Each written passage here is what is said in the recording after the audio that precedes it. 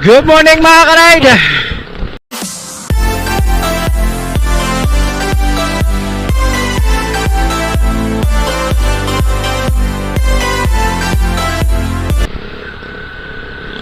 Happy Wednesday po sa ating lahat. Mainit na umaga ng Huwebes. Ay, Huwebes, Merkulis pala.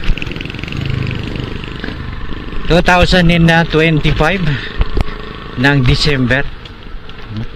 3 days na tayo sa December. At 22 days na lang.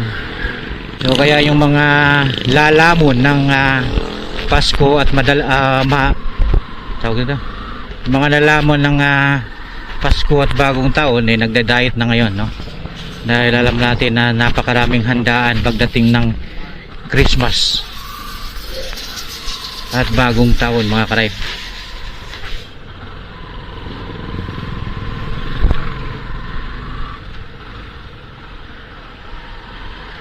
Bakbakan to the max sa 25 at sa January 1. Parang kailan lang, parang kapapasko lang nakarang taon, no? Ngayon Pasko na naman. Napakabilis nung panahon.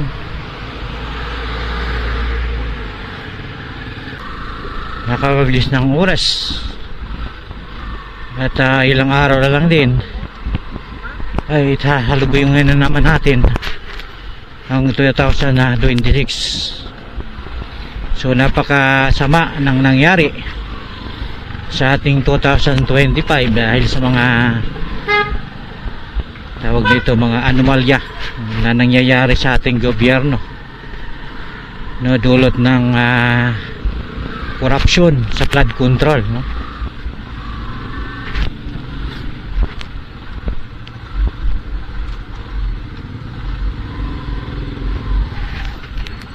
Yan pala yung Flame 150. Ang dali lang forma niya.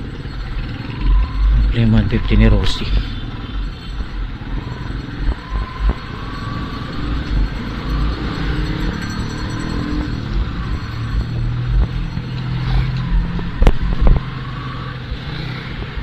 Hindi lang flood control, corruption sa flood control mga ka-ride, no? Kundi pati din yung nangyaring sunod-sunod na trahedya sa baha dulot ng mga bagyo, no? Yung paglubog ng Cebu dahil sa baha, sunod-sunod, no? At lindol.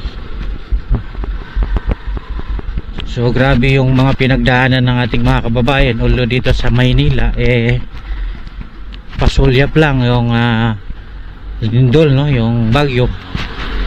Talagang grabe naapektuhan yung mga probinsya ng Kabisayaan, no? Kabikulan, na kung saan may mga buhay po ang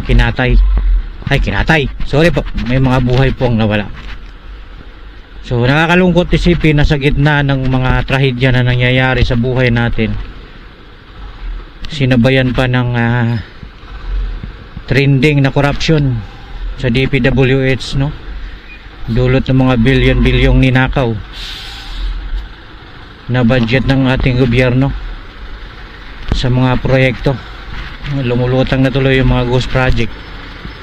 Akala ko yung ghost lang, yung mga places ghost, haunted house ghost, meron palang project. Nakalungkot dahil yun nga, kaulit-ulit na lang.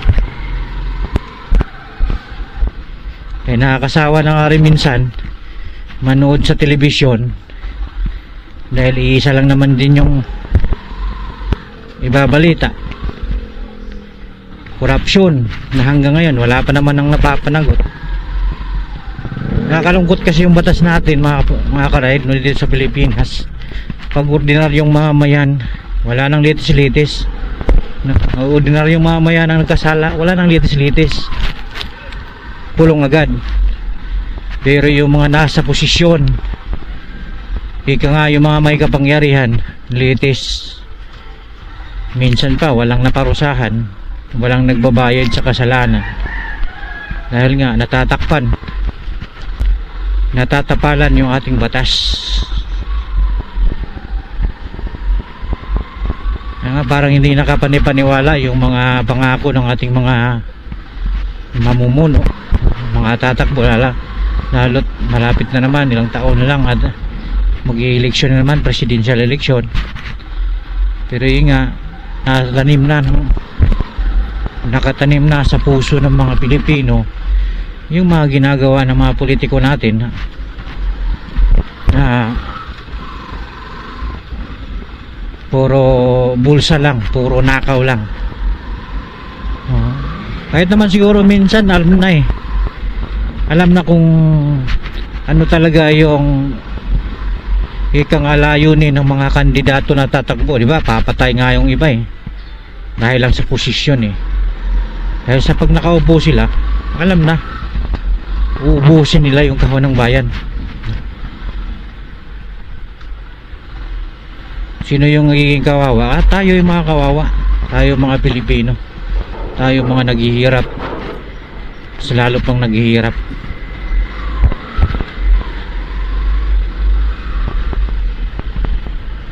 Kapag yung ang mga ordinaryong Pilipino ang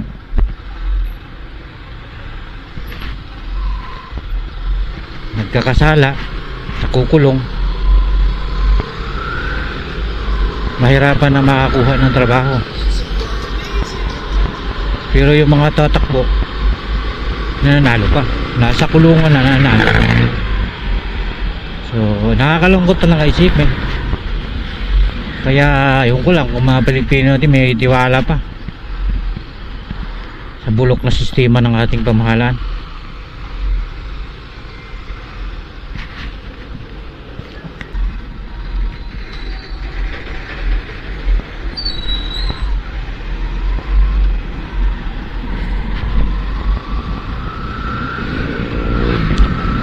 Hindi nakapanipaniwala yung mga pangako nila.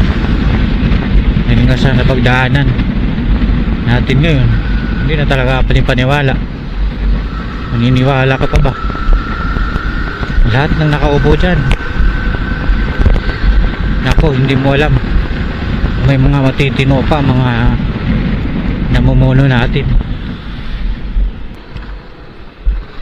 Ngayon lang nagkaroon ng lantaran nung nabisto yung mga milyon-milyon na pera ng mga kontraktor na kung saan mas malaki pa yung nakukuha na hati yung ating mga leader, no? Grabe yung mga bag-bag, mali-malita na pera. Ubos pa ba yun? Madami-dami nun, bilyon ang pag-usapan.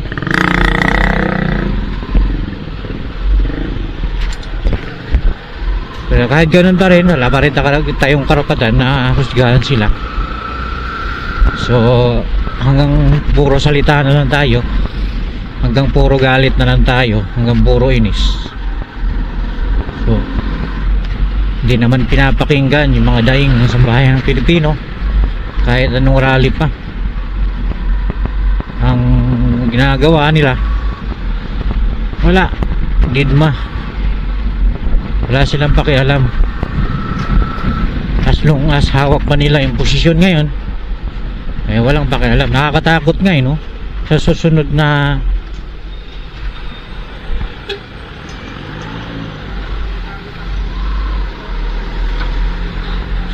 na mamumuno, wala nang laman ng kahon ng bayan.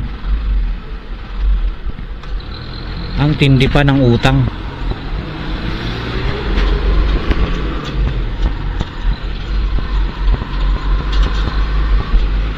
Kahit pipili man tayo wisely, di ba? Sinasabi, pipili tayo ng karapat dapat.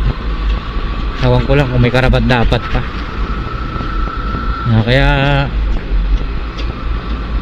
nakakalungkot dahil sa mga nangyari sa bansa natin.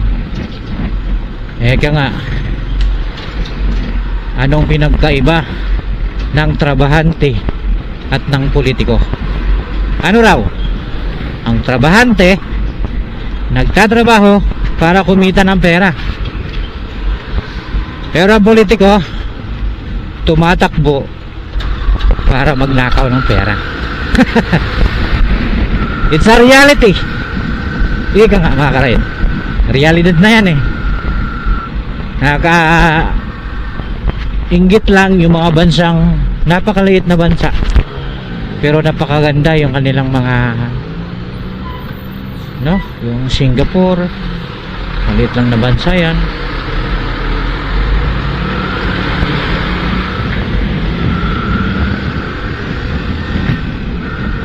Pero ang ganda-ganda ng bansa, walang corruption. Oo, meron lang talagang mga pangyayari na